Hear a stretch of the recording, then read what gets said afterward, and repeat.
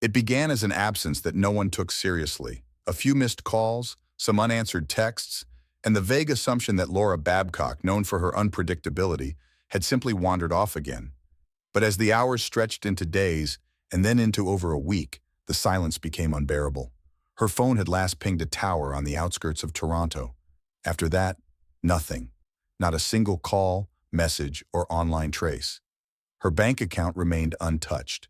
Social media inactive. For someone who was once constantly connected, it was as if she had been erased. Laura Babcock was 23 years old, a bright, artistic young woman who, despite inner turbulence, had friends, dreams, and plans. Her disappearance wasn't just sudden, it was complete. The kind that left no room for rational explanations. Her apartment showed no signs of a struggle. There was no broken glass, no overturned furniture, no blood. Her pet cat had been left alone for days, hungry and pacing the floor. That detail struck investigators early. Laura loved her cat. She never would have left it behind. A close friend of Laura's recalled trying to reach her that week. 11 calls, no answer. The last time anyone had heard from her was a cryptic text message sent late at night. Its content was vague, but the tone was clear. She was anxious, possibly afraid. She had mentioned someone watching her, someone who wouldn't leave her alone. But no names were given. And without more, it was just another dead end. At first, police were hesitant to consider foul play. Laura had a history of emotional instability, which some officers wrongly took as a pattern of attention-seeking behavior. She had disappeared for short periods in the past, but never like this. This time, she hadn't told anyone where she was going. She left behind her keys, her ID, her phone charger, things no one leaves behind when planning a trip, especially not someone with no car, no job at that moment, and very little money. The first 72 hours of a disappearance are the most critical. In Laura's case, those hours passed with barely a whisper of urgency. By the time the police took her case seriously, most surveillance footage had been erased or taped over. Witnesses forgot what they saw. Even her family had started to question if maybe, just maybe, Laura had left of her own volition. But then there were the details that didn't sit right. Her phone was turned off at an unusual time abruptly, while mid-conversation with a friend. Her last social media interaction was a short, seemingly meaningless post, but time-stamped just minutes before her digital footprint went dark.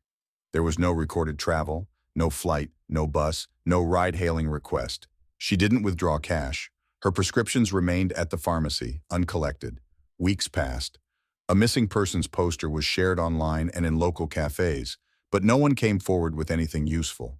It wasn't until much later, months in fact, that investigators would revisit the early timeline and realize that there had been warnings all along. Clues that were ignored, minimized, or misunderstood. What no one could explain was why her phone last connected near a rural area far from where she lived. It was an odd route for someone with no access to private transport. When police eventually pulled the mobile data, it told a story of movement, brief, targeted, and deliberate. Her phone appeared to travel northwest, just beyond the city, for a brief window of time, and then vanished. What lay in that direction was farmland, private property, isolated and quiet. And that's where the mystery of Laura Babcock stopped being just a case of a missing young woman. It became a crime scene waiting to be found. Laura's disappearance was the beginning of a case that would eventually span multiple jurisdictions, uncover buried secrets, and expose a killer hiding in plain sight. But at this point in the story, none of that was known yet. What existed was only a girl, gone, a growing unease, and a trail that had just begun to disappear behind her. Not a single trace, not even a body, just silence. Laura was not the kind of person who could be neatly summarized in a single sentence. To those who knew her closely, she was a contradiction. Vibrant yet restless, empathetic yet often withdrawn, driven but perpetually adrift. Her disappearance did not exist in a vacuum. It emerged from a life that had long been walking a tightrope between control and collapse. Born and raised in a suburb of Toronto, Laura Babcock grew up in what many would consider a typical middle-class environment. Her parents were supportive, her education well-rounded, and her early academic record showed immense promise. She was articulate, expressive, and possessed a raw emotional intelligence that gave her an almost magnetic presence. But as she moved into adulthood, cracks began to appear, not always visible to those around her, but undeniable to those closest to her. Laura struggled with mental health challenges, which had at times disrupted her academic progress and strained her personal relationships. There were periods of stability, even brilliance. She had considered going into journalism, then later pivoted toward performance arts. But with each new chapter, something seemed to unravel before she could fully step forward. Friends described her as a searcher, always looking for the next place to belong, the next person to trust, the next version of herself that felt real. Despite this instability, Laura was not invisible. She had a network of friends who cared deeply about her.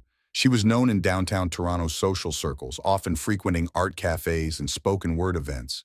Her voice had power. Her writing was sharp and emotionally raw. But underneath that, according to one close friend, was a loneliness that never really left her. That particular phrase, innocuous at the time, would later haunt investigators. What complicated matters even more was Laura's resistance to structure. She had recently left her apartment and was staying intermittently with friends, moving between couches and guest rooms. Her presence was felt, but never anchored. She lived in moments, short bursts of connection, then sudden retreats. It made building a reliable timeline of her final days excruciatingly difficult. Yet she remained in contact. That much was clear. She continued texting. She continued calling. Her digital footprint, though erratic, remained active, until very suddenly, it didn't. The problem investigators faced was not the absence of information, but rather its disarray. There was no central point of contact, no fixed address, no immediate romantic partner, no employer, no scheduled plans that had been missed with dramatic flair. Instead, Laura's world had slowly untethered itself from routine. It was a disappearance hidden within a pattern of drifting. What stood out, however, was the suddenness of the silence. Even in her most unstable periods, she never went completely dark. She always resurfaced. She always reached out to someone, even if only for a moment. The fact that she hadn't this time, hadn't even retrieved her daily prescriptions or followed up with people she had spoken to just hours before, was deeply uncharacteristic. Her family described Laura as someone who was always fighting to stay visible, even when the world felt like it was shrinking around her. And that's what made her vanishing so difficult to reconcile. It was not only that she was gone, it was that her absence had erased her presence in a way that felt intentional, as if someone had engineered the silence. From a criminal investigation standpoint, this was the point where instinct began to override assumption. Detectives with experience in missing persons cases began reviewing her communications. Patterns started to emerge, not just in what she said, but in how she said it. The language in her messages shifted in tone during her final weeks. The sense of playfulness gave way to guarded caution. There were pauses between responses, longer silences in chats, and a cryptic final text to a close friend. "If I go missing, look for the yellow one." That message made little sense at first, but in time its significance would become all too clear. Then there were her contacts. One number appeared more frequently than any other, a man she had been romantically involved with in the past, and who had since moved on to another relationship. Theirs was a connection described as unfinished. One friend recounted that Laura had still been emotionally entangled, even though he had become increasingly distant. This man, his name intentionally withheld during the early investigation, had wealth, privacy, and influence. He wasn't just a boyfriend, he was someone with means, someone whose life didn't fit neatly into the typical mold of domestic dispute or youthful recklessness. Laura, it seemed, had entered a world where danger didn't announce itself with red flags, but with silence and subtle control. As investigators began piecing together her final known movements, questions surfaced with unsettling consistency. Why had her phone pinged in a rural location she had no connection to? Why had she suddenly stopped replying to all messages? And why, in the weeks before her disappearance, had she expressed fear, not of something random, but of someone she once trusted? Laura Babcock was not a faceless victim. She was not just a statistic, not another missing woman whose story faded with time. Her life had complexity, contradiction, and vulnerability, but it also had worth. And it is in that context that her disappearance took on a deeper gravity. She wasn't running. She wasn't lost. She had been taken, and someone knew exactly what happened. In every missing persons case, there comes a moment when the investigation shifts from mapping the victim's life to analyzing the lives of those around them. Laura Babcock's social circle, though somewhat fragmented, quickly revealed one figure whose name surfaced repeatedly, sometimes in passing, sometimes directly, but always with a weight that hinted at something more. A former lover, a distant confidant, and increasingly a person of interest whose lifestyle didn't conform to the patterns detectives usually encountered. His public persona was unremarkable to the untrained eye, but behind the curated image he represented a different kind of threat, one that did not rely on brute force or overt instability, but rather on precision, detachment, and control. The man Laura had been involved with came from money, not the flashy self-made kind, but generational wealth. His family name was etched into the Canadian aviation industry, and from a young age he had been groomed to inherit both reputation and responsibility. He flew his first plane before he was old enough to legally drive, and the media once celebrated him as a prodigy, a clean-cut, ambitious youth with a seemingly limitless future. He had charm, but it was of a measured kind, calculated. His charisma didn't light up rooms. It drew people in quietly like a vacuum, and once drawn in, they often stayed longer than they should. Laura had met him during one of the more unstable periods of her life, when she was looking for a sense of direction and affirmation. The connection was immediate. She had a tendency to fall hard, her emotional openness a double-edged sword. To someone like him, that kind of vulnerability wasn't just appealing, it was exploitable. Friends noted how the relationship seemed asymmetrical from the beginning. He was aloof, guarded, and never quite fully available. She, by contrast, craved intimacy, clarity, and acknowledgement.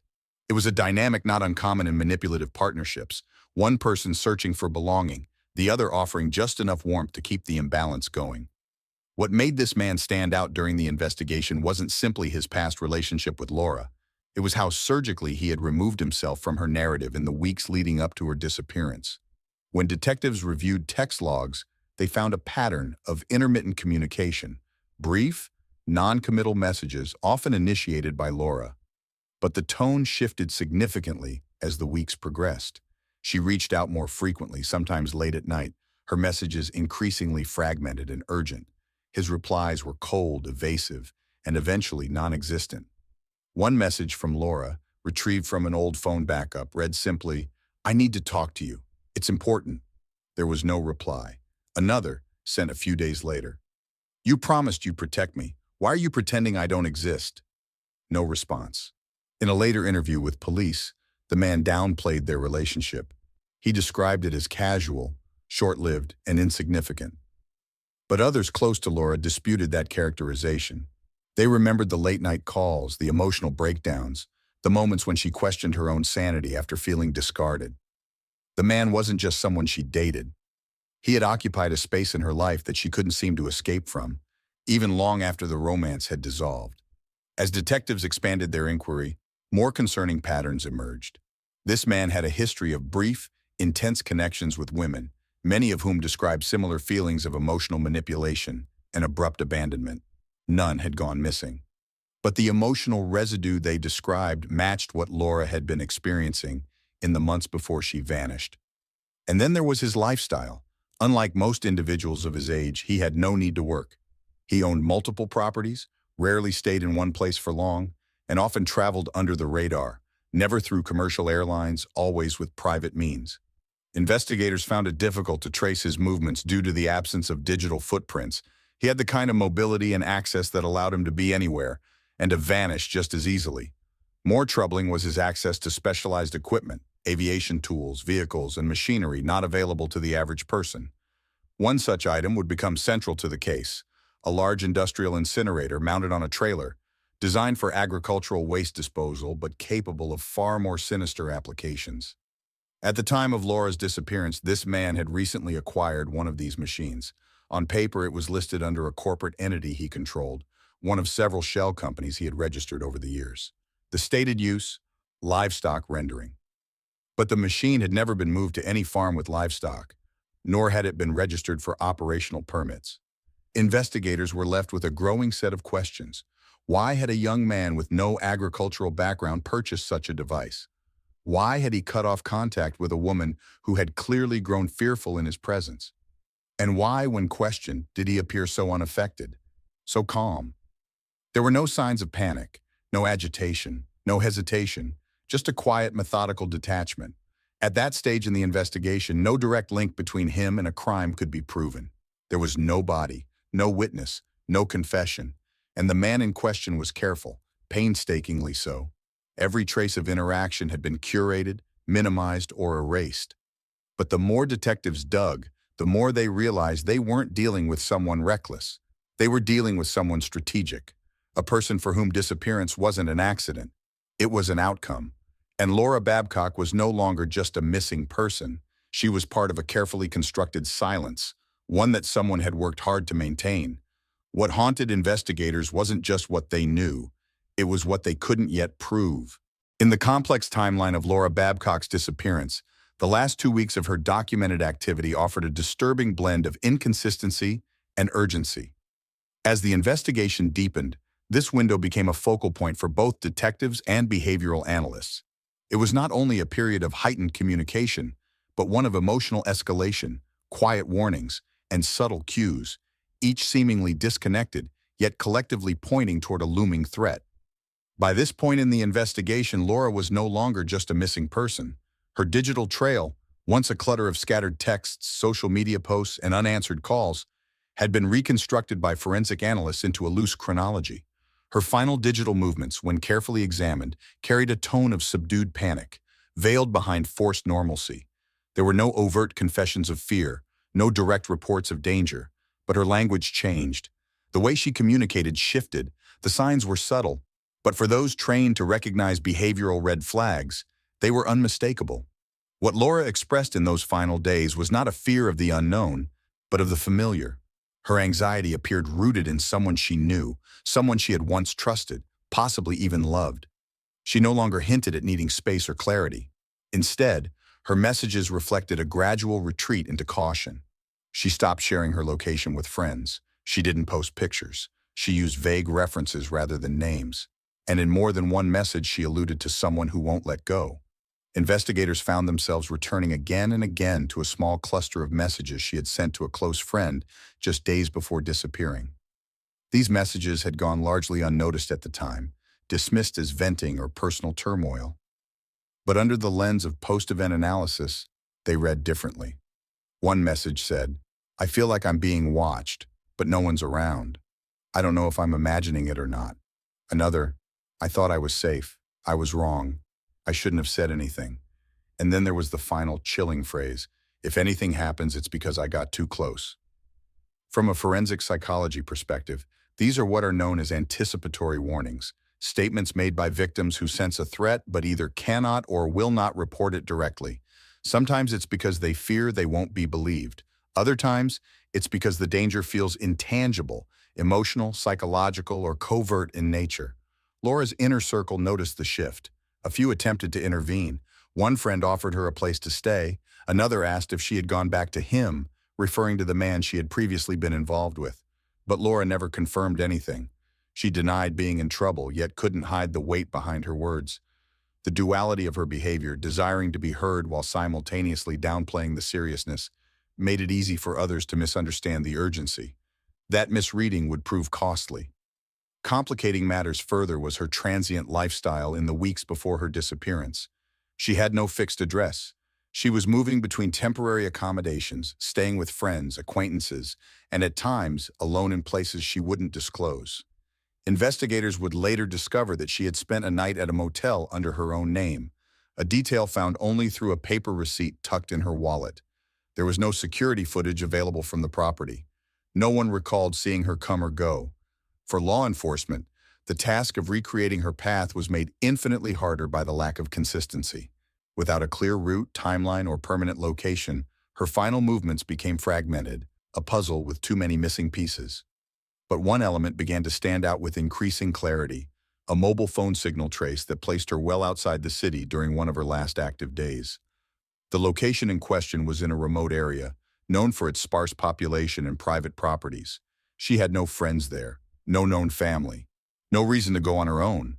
That geographic detail became a fulcrum in the case. When cross-referenced with phone records from individuals connected to Laura, investigators began noticing overlaps. More than one signal, active on the same network, pinged in the same zone during the same brief window.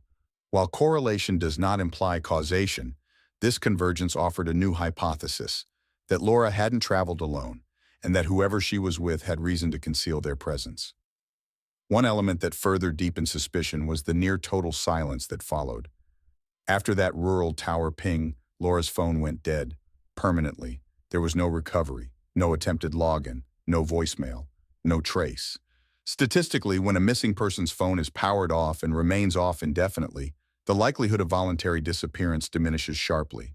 While not definitive proof of foul play, it significantly reduces the chance that the person is alive and in hiding, especially when combined with other risk indicators, prior expressions of fear, sudden behavioral change, and association with a potentially controlling individual. The forensic analysis also revealed one more detail. In the final 24 hours of activity, Laura had opened her notes app multiple times. The contents of the drafts were never saved, but metadata showed the file name was edited twice. The title read, "Yellow Box." That phrase reappeared in one of her last texts to a friend. "If I go missing, look for the yellow one." At the time, it made little sense. Was she referring to a vehicle, a suitcase, a building, a signal? No one knew, but its recurrence suggested something important. Perhaps something she couldn't say directly. The concept of symbolic communication, where victims encode warnings or identifiers in subtle language, is not uncommon in coercive or manipulative relationships. It's a way of resisting when direct resistance is too dangerous. In Laura's case, that phrase became a possible breadcrumb, an embedded signal that something was wrong and that she feared the worst. From an investigative standpoint, these fragments began to paint a picture. Laura had not simply vanished. She had been walking toward a precipice, aware that someone, was closing in. The question wasn't whether she had tried to ask for help. It was whether anyone had listened in time. Law enforcement specialists, particularly those trained in behavioral threat assessment, know that many victims leave behind warnings, just not in the ways most expect. They don't always scream for help. Often they whisper, and those whispers are easy to dismiss when filtered through the lens of hindsight. Laura Babcock's final days were not marked by chaos, but by quiet unraveling, a slow disappearance into fear, masked as resilience. She was trying to hold her life together while watching it fall apart in real time, and like too many women before her, she was doing it alone. At the intersection of behavioral profiling and forensic analysis, there are moments when evidence emerges not through obvious means, but in the form of obscurity itself, a hint hidden in the periphery, a single object that on its own means nothing, yet in context becomes everything. By the time investigators began retracing Laura Babcock's last known movements through the data harvested from cell tower triangulation, her social contacts, and financial inactivity, they were already working with the growing assumption that she had not simply disappeared. Too many elements pointed to something orchestrated, something done to her rather than by her. But no body had been found. There was no confirmed crime scene, no physical evidence of death, just one repeated phrase from Laura's final communications, one that seemed meaningless to most, but resonated with trained investigators: "Look for the yellow one." For days, detectives debated its meaning. Was it code? A reference to a vehicle? A nickname? A place? They searched through known addresses, garages, businesses, and even objects associated with Laura's known contacts, paying close attention to anything yellow in color. But it wasn't until a separate investigation into an unrelated homicide, months after Laura's case had gone cold, began to connect the dots that a chilling hypothesis came into view. That other case was the disappearance of a man named Tim Bosma, a stranger to Laura, but whose tragic fate would unwittingly illuminate details in her own vanishing. His case was more visible. He was a family man, publicly reported missing after taking two potential buyers on a test drive in his truck. That vehicle, unlike Laura's intangible trail, was tangible, traceable. When it was located, torched beyond recognition, it led police to a rural property owned by a man whose name had only been lightly brushed over during the Babcock inquiry. There, authorities discovered something that raised every red flag in the book: a mobile incinerator, industrial grade, mounted on wheels, yellow in color, registered to a shell company, used without formal permits and not tied to any real agricultural operation. The presence of such a device was unusual enough, but the condition in which it was found, the burn chamber scraped clean, the interior lined with fire bricks showing signs of extended high-temperature use, suggested that it had been operated with an intent far beyond livestock disposal. The machine was designed to reduce organic matter to ash, a process that, in the right conditions, left little to no trace of bone, DNA, or any identifiable material. And there, in that inconspicuous corner of rural Ontario, the investigative path of Laura Babcock shifted from theory to terrifying probability. In missing persons cases without a body, the challenge of establishing a homicide is enormous. Legal thresholds demand more than suspicion. Yet, here was an anomaly, a rare, specialized machine that matched the mysterious descriptor Laura had left behind. It was yellow, it was hidden, and it was found on property linked to a man who, by that time, was facing scrutiny in more than one case. When investigators returned to Laura's digital footprint with this discovery in mind, the retrospective pattern grew clearer. Her increasing anxiety, her cryptic messages, her social withdrawal, all aligned with the known behavioral markers of someone experiencing coercion or surveillance. She had sensed something closing in. She tried to hint at it, not knowing that no one would understand until it was too late. What made this detail particularly chilling wasn't just the existence of the machine, it was the effort taken to conceal it. The mobile incinerator had been moved multiple times. Its serial number had been partially filed down. When law enforcement attempted to track its purchase history, they found a paper trail carefully obfuscated through layered transactions, dead-end businesses, and untraceable email addresses. Everything about it had been engineered for deniability. And then came the forensic testing. Though the interior of the incinerator had been heavily used and cleaned, fire residue samples collected from inside were sent to advanced forensic labs. The results were inconclusive in terms of specific DNA, likely due to the high temperatures involved, but there were organic fragments, trace elements consistent with human bone ash, and signs that indicated prolonged combustion of material rich in calcium phosphate, a key compound found in skeletal remains. This alone could not confirm Laura's death, but it raised a question that prosecutors, investigators, and Laura's family could not ignore. What other purpose could such a machine have served? From a criminological standpoint, the acquisition of that incinerator marked a psychological shift. It implied premeditation, purpose, a methodical approach to disposal that transcended impulsivity. In homicide research, the act of body concealment, particularly at this level, signals not only an intent to kill, but an expectation that the act must never be discovered. And that's what separated this case from so many others. It wasn't just about eliminating a person. It was about erasing their existence entirely. That perhaps is the most haunting aspect of Laura Babcock's story. She didn't just vanish, she was made to vanish, removed with such precision that even the echoes of her life had to be decoded. Her final message, cryptic and strange, had pointed toward the truth the entire time. But the truth required an entirely different lens to be seen, a forensic lens, a psychological lens, a human one. From a human perspective, this chapter of the investigation is one of moral gravity, not only because of the potential horror behind the mechanism used, but because it speaks to the profound failure to recognize cries for help that don't sound like screaming. Laura was not invisible. She was simply misread. To a stranger, "Look for the yellow one" might have sounded like nonsense. To a trained investigator, it became the most critical sentence she ever wrote. When a person vanishes, the physical evidence is often elusive. There may be no witnesses, no body, no crime scene to mark the moment of loss. But in the digital age, people leave behind something else, electronic footprints, scattered across networks, silently whispering their final movements. And in the case of Laura Babcock, those signals were not only real, they were vital.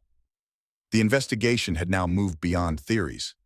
With the discovery of the incinerator, forensic possibilities once considered improbable had gained weight.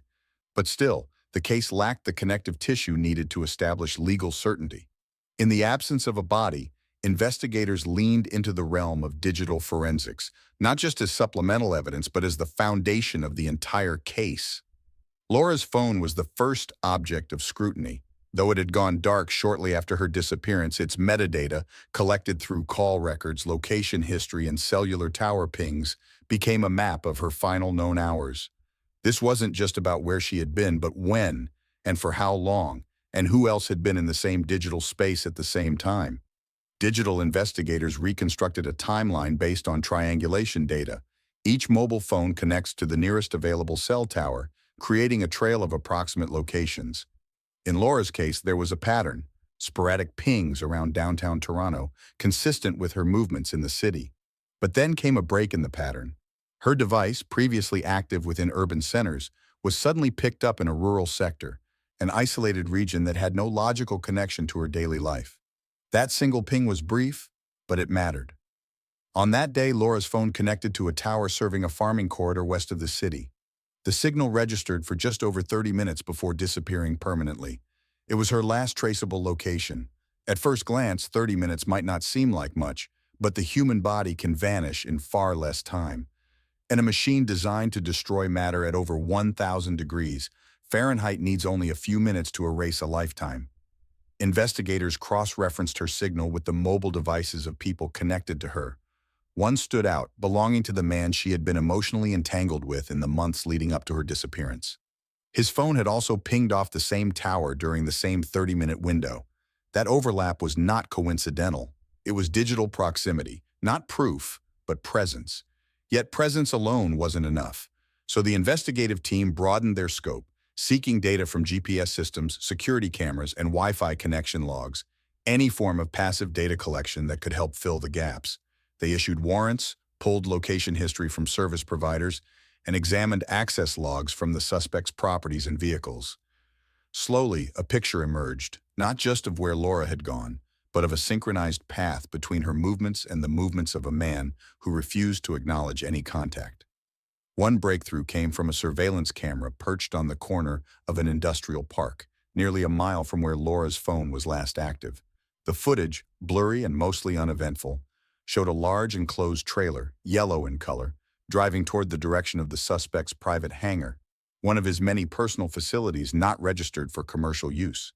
While the image couldn't confirm the driver or the contents of the trailer, the timestamp coincided precisely with the last known ping of Laura's phone. Then came an even more curious digital artifact, a deleted text message. Modern phones do not erase data permanently unless it is overwritten multiple times. Using advanced recovery software, analysts were able to recover fragments of a deleted exchange between Laura and an unidentified contact. In that fragment, Laura wrote, "I'm scared. I don't know what he'll do if I talk." That message had never been sent. It sat in the drafts folder, half-written, cut off mid-sentence, saved automatically before being discarded. But the most haunting clue came not from the phone, but from a personal tablet belonging to the same man. Buried deep in the system cache were images, photographs taken by the device's camera and then manually removed. Though corrupted, one photo was partially recovered, a snapshot of the yellow incinerator, taken from a downward angle, as if standing above it, facing the open chamber. It bore no caption, no context, just the silent suggestion of a tool that in isolation was meaningless, but in the context of a missing woman became deeply sinister. Digital forensics had turned absence into presence. Every void Laura left behind, unanswered texts, deactivated apps, missing GPS data, was filled by signals generated by someone else. The truth was not in what Laura had done, but in what had been done around her. Her silence had been covered by someone else's movement. And through that movement, the pattern emerged. Laura never left the city by choice. She was taken. She never chose isolation. She was placed in it. And when she stopped speaking, her phone kept talking. From a human perspective, the implications of these digital findings are devastating. They reveal a level of orchestration far beyond the impulsive acts often associated with crimes of passion. This was calculated, cold, invisible by design. The technology that tracks us every day, phones, GPS, tower connections, had exposed what the perpetrator had tried to hide. Not a confession, not a witness, but a rhythm of time, place, and presence. What this chapter of the investigation underscored more than any other was that erasure leaves residue, and in Laura's case, that residue could speak. In every homicide investigation where the body is never recovered, the weight of physical evidence becomes paramount. Digital clues and behavioral analysis can point investigators in the right direction, but when it comes to criminal prosecution, prosecutors need more than suspicion or inferred motive. They need substance, material reality, no matter how fragmented. And when fire is involved, that task becomes exponentially more difficult. By the time Laura Babcock's case crossed into the realm of forensic recovery, the investigation had already uncovered disturbing digital evidence, location pings, cryptic texts, deleted messages, and a photographic trace of a yellow incinerator sitting in isolation on rural property. But what turned conjecture into momentum was not just what Laura's phone had revealed. It was what the machines around her suspected killer had left behind. The search of the rural property, owned by the man once entangled with Laura and now implicated in a separate high-profile disappearance, yielded more than just the incinerator. It revealed a disturbing ecosystem of concealment: disconnected security cameras, a patch of scorched earth behind a disused barn, fire-resistant gloves with trace particulate matter, and several industrial-grade cleaning solvents typically used in machinery maintenance, though not required for the incinerator's regular upkeep. Crime scene investigators began by analyzing the incinerator's chamber. Though it had been thoroughly cleaned, its surfaces polished and interior scrubbed, chemical swabs collected from the fire brick lining detected the presence of residual bone ash and calcium phosphate. Forensic anthropologists determined that the chemical signature was consistent with human cremation, not livestock or animal disposal.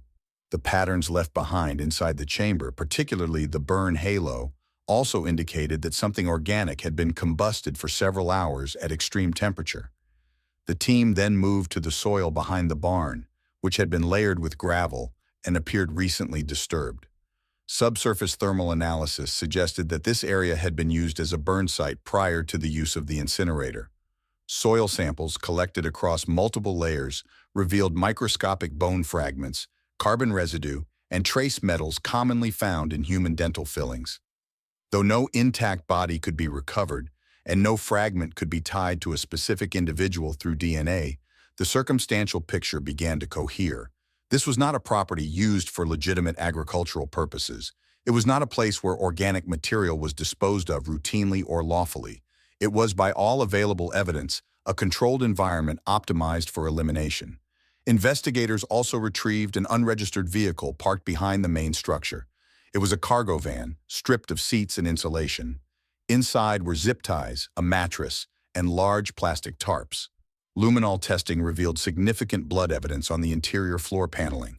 While most of the blood had been cleaned, sufficient trace amounts had seeped into the seams beneath the rubber mat, where standard cleaning had failed to reach. A forensic lab later confirmed the presence of human blood, though DNA degradation prevented definitive identification. The blood was female. When detectives cross-referenced vehicle GPS history with Laura's cell tower pings, one particular date stood out. The van had traveled from a Toronto neighborhood, near the area where Laura had last been seen, to the rural property, matching the 30-minute signal overlap that marked the final trace of her phone. The digital and physical timelines matched. The van, the property, the incinerator, and the absence of Laura's voice all converged on that singular stretch of hours. Meanwhile, the investigation into the unrelated homicide of Tim Bosma added new urgency. The circumstances of that case: another individual lured away, his vehicle found burned, his remains located near the same property, added a chilling parallel. Though the cases were not originally considered connected, the overlap in methodology, geography, and suspect behavior forced a reassessment. The common denominator was the suspect himself, a man now under intense scrutiny for both cases, who maintained a calm, even arrogant demeanor under questioning. He denied involvement, claimed ignorance, and offered evasive circular responses during interviews. When confronted with the evidence, ownership of the incinerator, the vehicle movement, the geographic patterns, he deflected, invoking his right to silence. Behavioral analysts noted the absence of emotional response, no expression of concern, no visible frustration. It wasn't the coolness of innocence, it was the indifference of detachment. But from a legal standpoint, silence is not guilt. The prosecution would need to build a timeline so coherent, so supported by physical reality, that it would leave no room for alternative interpretation. And so they continued, connecting every traceable element, every minute of unaccounted time, every fragment of scorched material that had once been part of someone's body.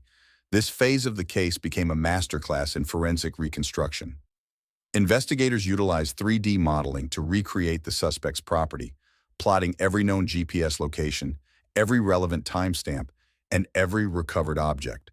Specialists in fire behavior consulted on the combustion potential of the incinerator, estimating that, under the temperatures recorded, a full human body could be reduced to ash in less than 4 hours with minimal residue.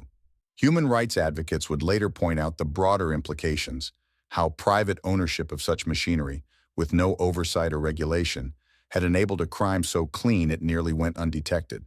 The legal gray area of industrial tools used for non-commercial private activity had become a blind spot in public safety.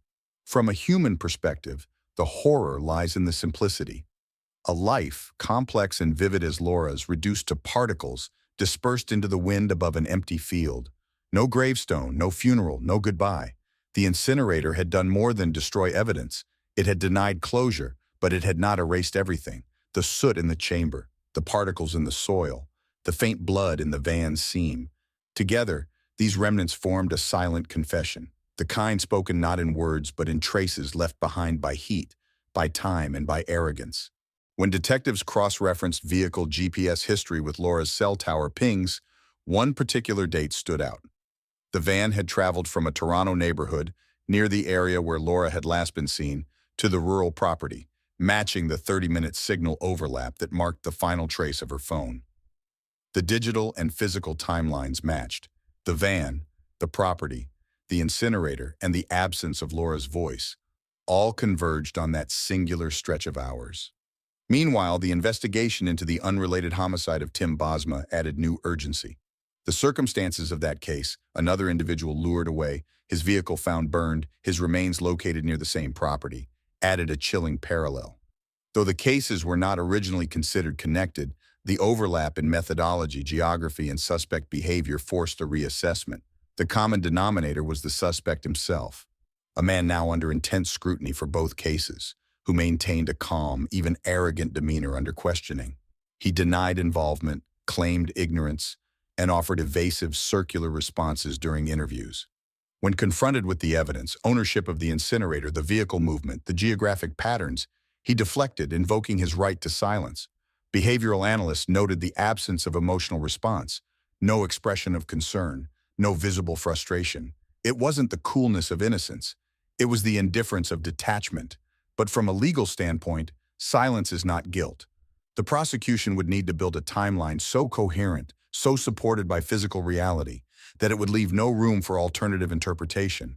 And so they continued, connecting every traceable element, every minute of unaccounted time, every fragment of scorched material that had once been part of someone's body. This phase of the case became a masterclass in forensic reconstruction. Investigators utilized 3D modeling to recreate the suspect's property, plotting every known GPS location, every relevant timestamp, and every recovered object.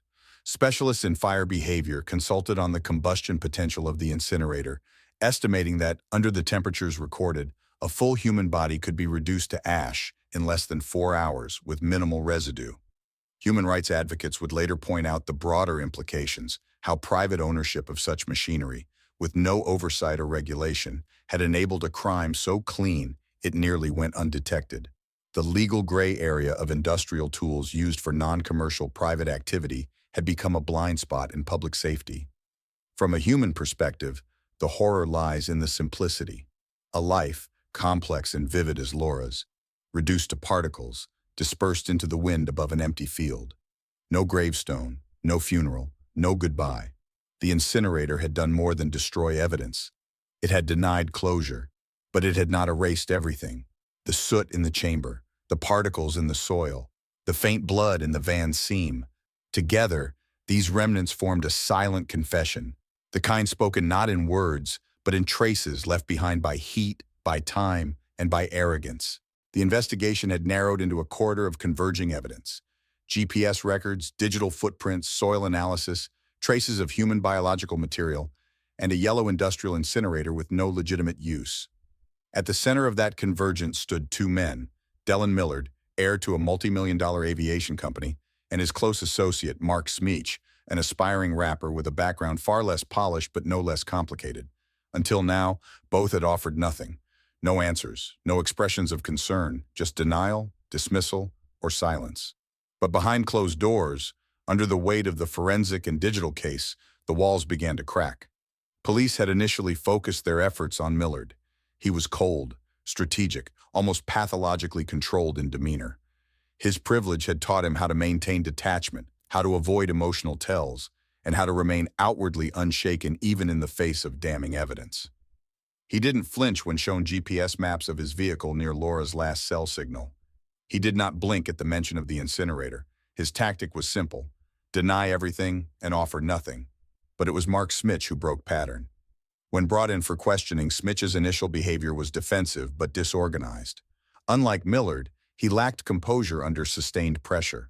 He attempted to downplay his relationship with Millard, insisting he was just a friend, someone who helped out here and there.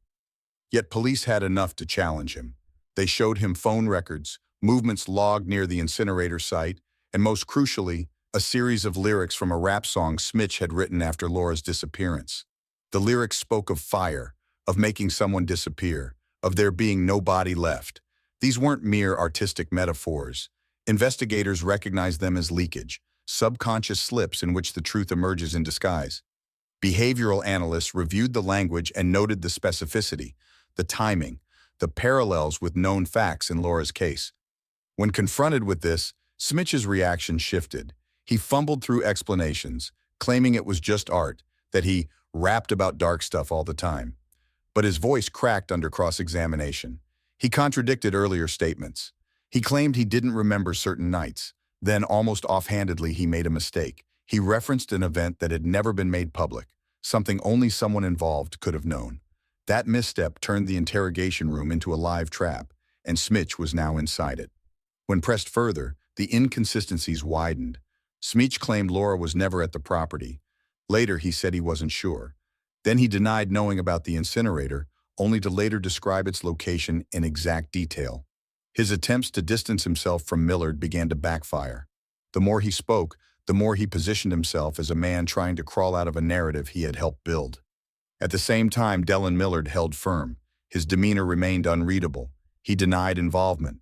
He dismissed Smitch's claims as falsehoods. According to him, any suggestion of wrongdoing was fabricated by police and twisted by media frenzy.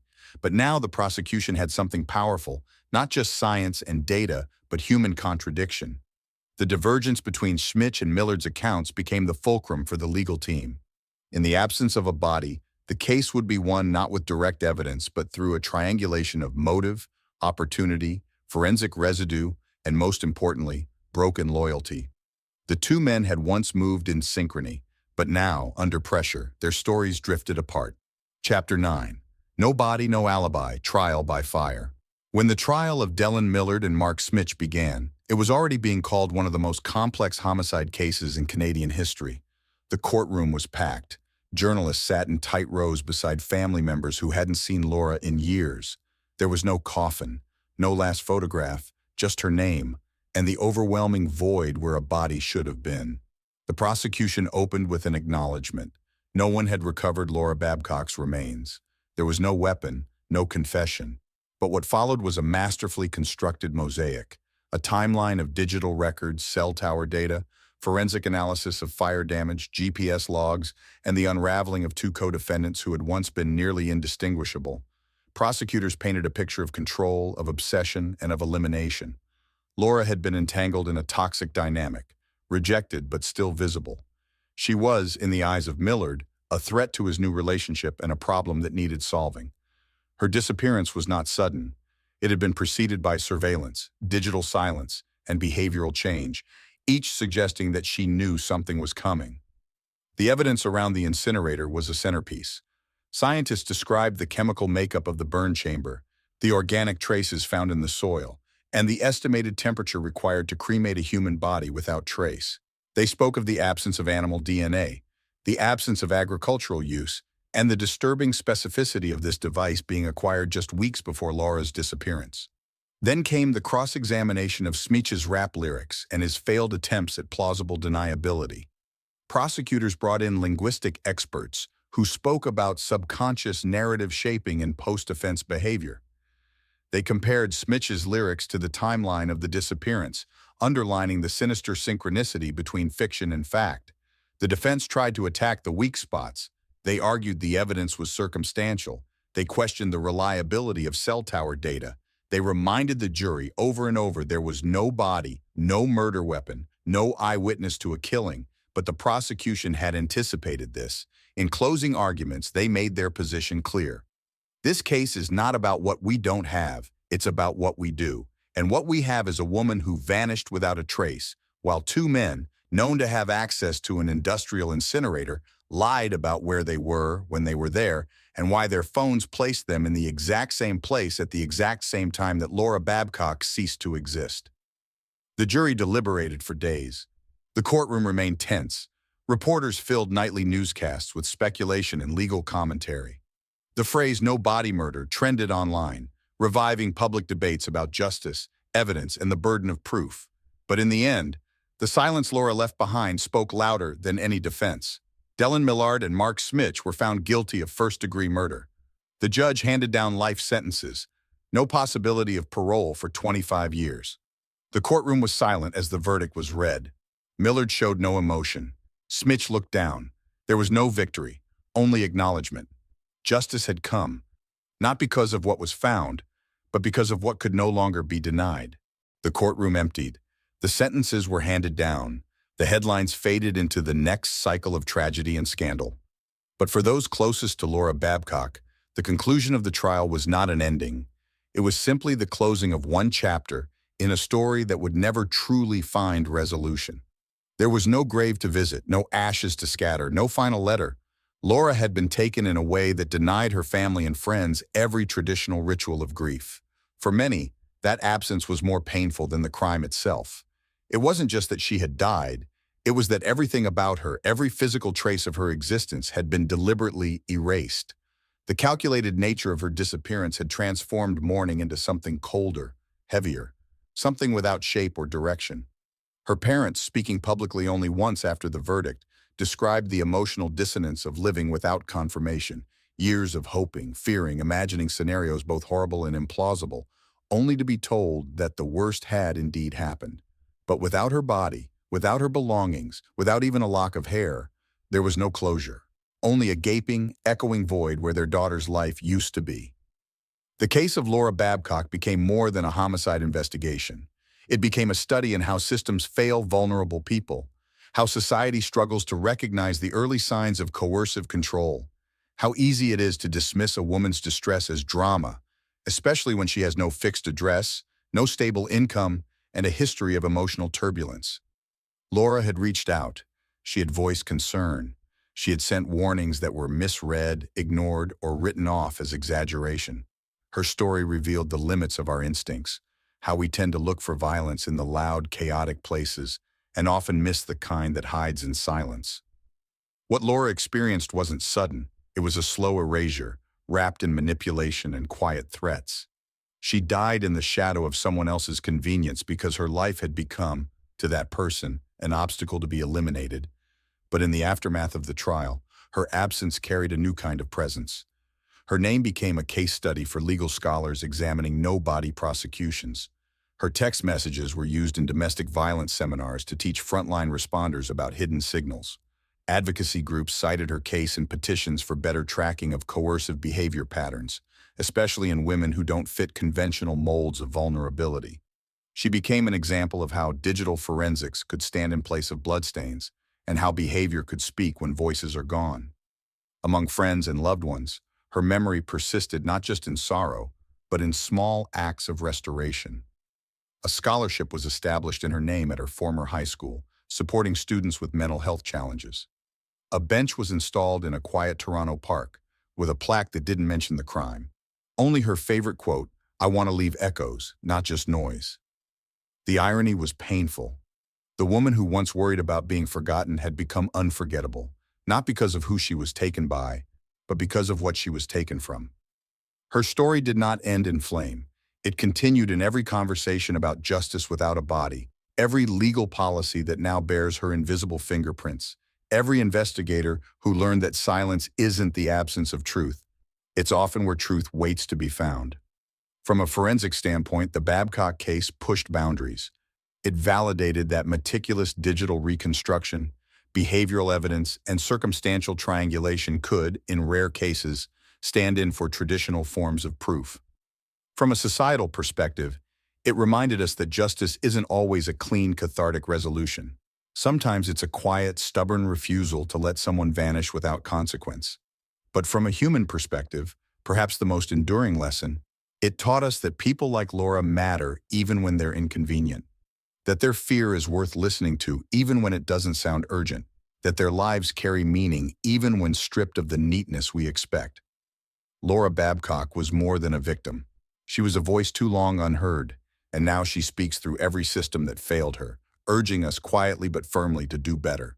Thank you for watching our video. Please subscribe, follow us, and leave a comment. It truly helps us keep bringing you gripping and thought-provoking true crime stories.